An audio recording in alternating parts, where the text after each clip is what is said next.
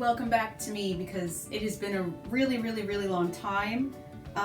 There's just been a lot going on, and I just decided, well, I really don't have time to do everything in my life, I just was procrastinating and didn't really want to do anything because, you know, I felt lazy. So instead, I decided that I would actually do something because I actually have a reason to bake, or want to bake.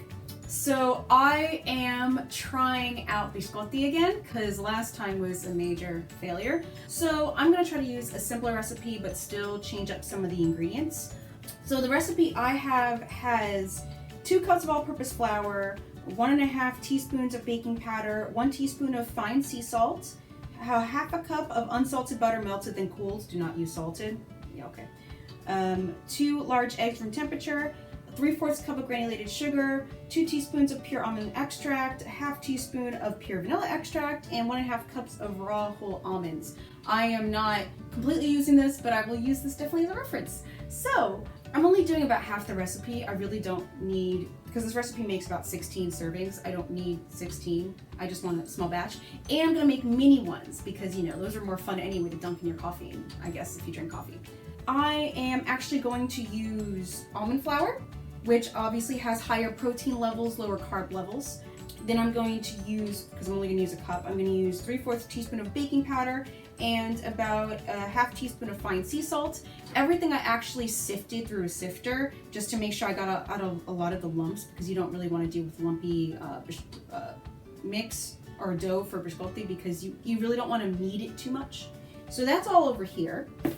So I am going to do 1 egg, and instead of the 3/4 cup of granulated sugar, I'm actually using a combination of stevia and honey. So I measured out some stevia. I did about like an 1/8 cup about of stevia, and I did about a 1/4 cup of honey. The reason I did both is because stevia is actually pretty strong in terms of sweetness. I feel like there's like an aftertaste to it. Or maybe no aftertaste. There's some sort of flavor with sugar that you get after you get that sweetness that I can't even describe, that stevia doesn't have, and honey does. So if I use a little bit of stevia to pump up that sugar taste and then use the honey to help get that aftertaste that's really good about sugar, then it ends up working out pretty well. So I'm gonna use 1 egg. You can use a jumbo egg if you want. Mine doesn't have a lot of yolk because I lost it by mistake. Then I'm going to put in the honey. This is a less liquidy honey that I have here. It's more natural. You can use one that's a little more liquid-like. I just use the natural because for me it's easier to measure, and I wanted to measure this closer to correct, just because A, I'm doing a half recipe, and B, because last time was a total failure. And then I'm gonna add the stevia. So now we gotta, it says to use a paddle with a mixer. I'm not going to do that. I'm just going to use the hand mixer. So you want to mix this until you get a pale yellow color. That's what it says on the recipe thing. However, because I'm using honey, which is already a little darker in terms of coloring, I'm not going to get that pale color that it's saying that I want. So I will honestly settle for very well mixed and slightly paler than the color it already has. If you want to use an agave, you're going to have the same thing happen. If you want to use regular sugar though, you'll get that pale yellow color that it's talking about. Okay, so the color is paler in color. So then next I'm going to add my butter. I am not using butter. Ends up I had an avocado already in the house. And avocados have a good amount of vitamin K and vitamin C, vitamin E, and vitamin B. The vitamin K is actually pretty awesome because vitamin K helps you clot. You have vitamin E, which is great for your immune system, and vitamin C is also great for your immune system. And this is going to give this a little bit of a green color, and that's okay because I'm actually using, instead of almonds, pistachios. So it kind of goes with the whole thing. This would probably be a really great recipe for St. Patty's Day because of the coloring, but I'm not Irish. So now I'm going to mix this in, low speed and then high. Before I did a medium to high speed eventually. And now I'm going to use vanilla extract. It says to use vanilla and almonds. This is not going to have almond in it, so I'm actually not going to add the almond extract. So I'm just using what I have. So I didn't have a lot of almond extract left. I mean, almonds. I didn't have a lot of vanilla extract left in this bottle. Probably a dash, because that's real specific. So I'm actually going to use a vanilla bean paste, which works really well. There is a little more sugar in this one, so it'll give me that flavor that I want, but not so much that I'm going to have a higher sugar level when I'm noshing on these. So that was, you know, the measurable of measurables. So I'm going to mix this together, and now I'm going to add the dry ingredients. Well, everything but the pistachios.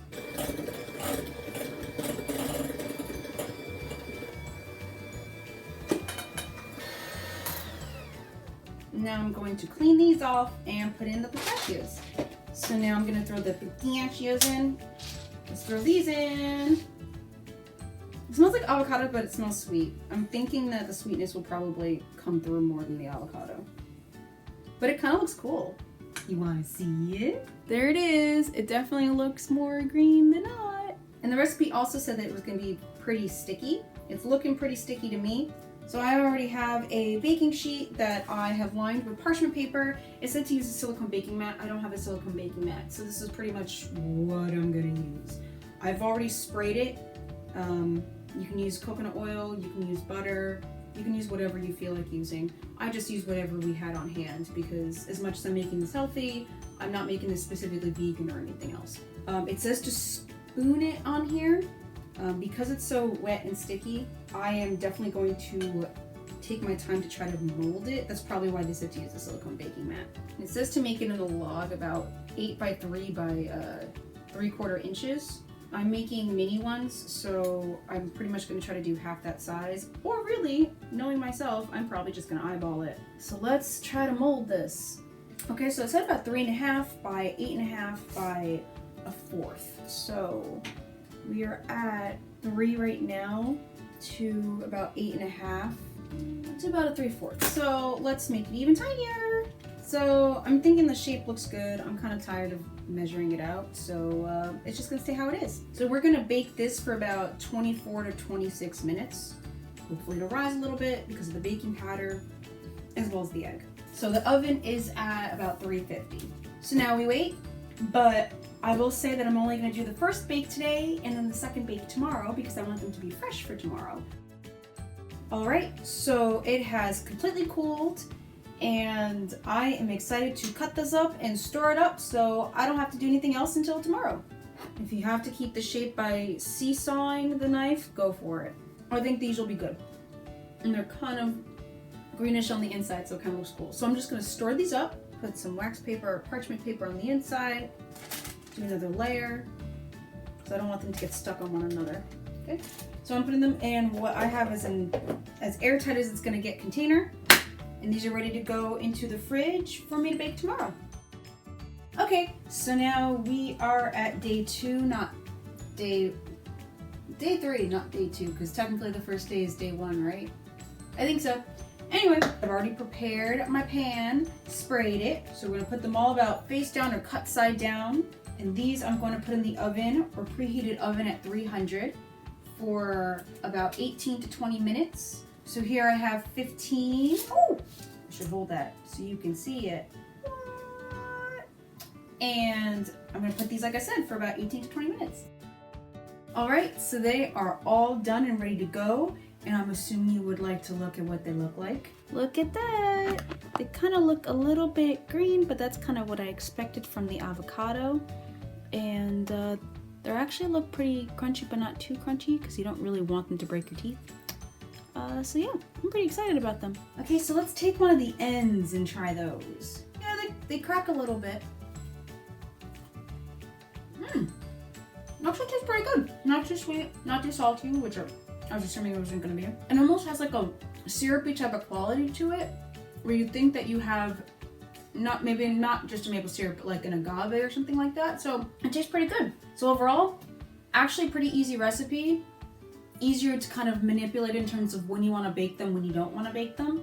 And they're just a really good addition to either have in your house because they're kind of healthy, or to bring and fascinate your friends on any holiday, including St. Patty's Day, or even the holidays like Easter or Christmas, because they all technically have green in them. So I hope you enjoyed making these as much as I did. If you have any suggestions, definitely put them down in the comments below, and I look forward to hearing any ideas that you have for me to try out, because I'm always looking for an adventure on this. So catch you next time. Crunchy, not too crunchy.